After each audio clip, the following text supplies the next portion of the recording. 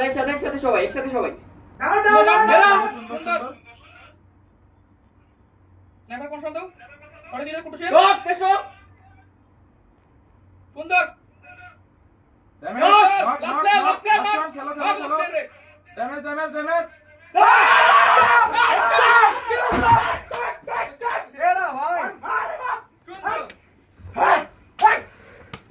নকটাতে দিছি ভাই কি নকটাতে দিছি ভাই সেরা নক বলাইছো তুমি ভাই আল্লাহ